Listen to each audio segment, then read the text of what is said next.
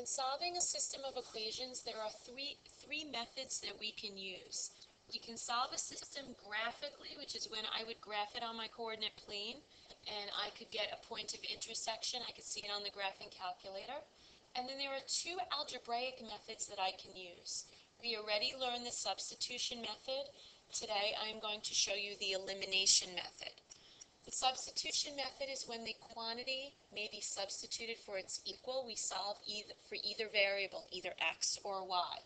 The elimination method, I am now allowed to add the two equations together, and I can eliminate a variable, solve for one variable, and then substitute it back in and solve for another. And that's what I'm going to show you today. When I ask you to solve it algebraically, it really makes no difference which method you use. You have a choice. You can either use the substitution or the elimination. Just be very careful. If I do ask you to solve it graphically, I do want you to use the graph. Remember these special cases. I can either get one solution, which is when I have one point of intersection. I could have no solution, which occurs when I have parallel lines. They will never intersect. That will happen algebraically when I get a false statement. Or I can have infinite solutions when I have the same exact line. It's a line on top of a line, and here algebraically I would get a true statement at the end. So let's take a look at the first example.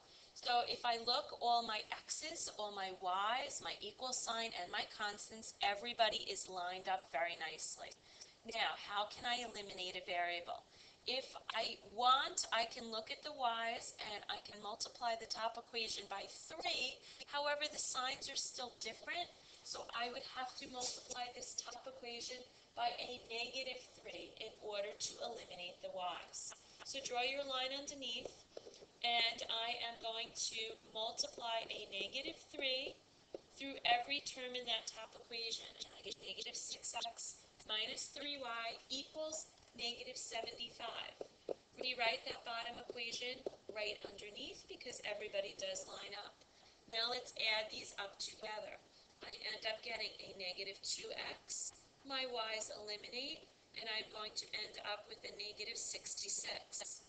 When I divide both sides by a -2, I get x to equal 33.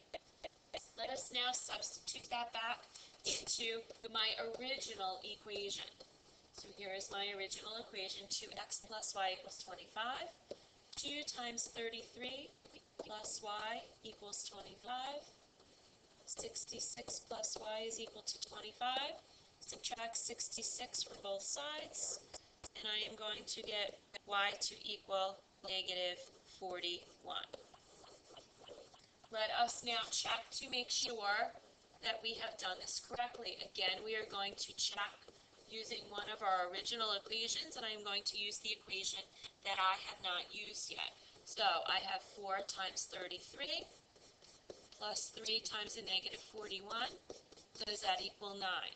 And I'm going to get 132 minus 123.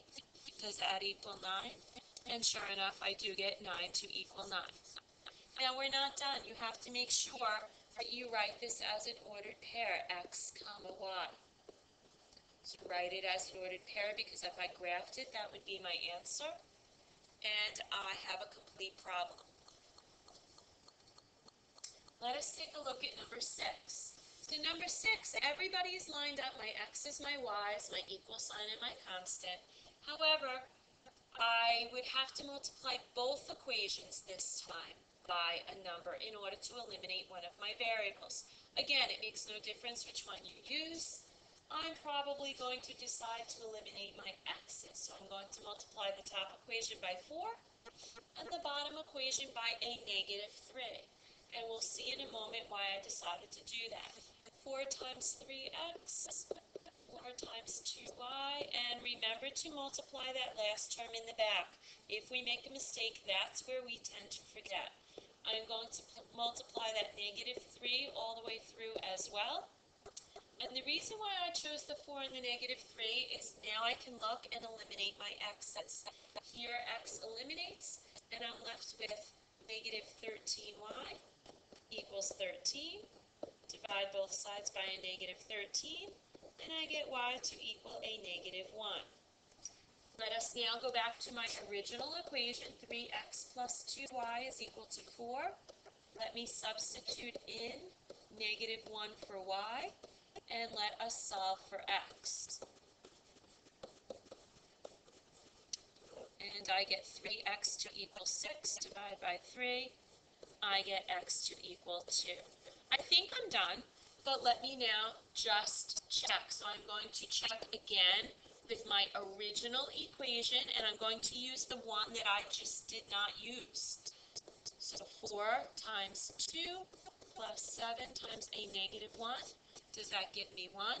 And I get 8 minus 7. And sure enough, 1 equals 1. The check works.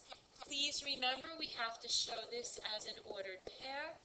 And I would have to make sure I do my x comma y. My solution here is 2, negative 1. And lastly, let me go through one more. Here, I do see my x's, my y's, and my constants are all lined up. Beautiful, because the y's already eliminate. They are the same coefficient with opposite sides. I get 5x to equal 0. Divide both sides by 5. And I get x to equal 0. Some of you may be questioning this. I know we don't like multiplying by 0, but let's see what happens. So I'm going to substitute in 0 for x, and I wind up getting 3y is equal to 0, and y is equal to 0. So again, let's do my check. 2x minus 3y equals 0 is the original. 2 times 0 minus 3 times 0. Does that equal 0? And sure enough, I get 0 to equal 0. So my solution in this case happens to be the origin 0, 0.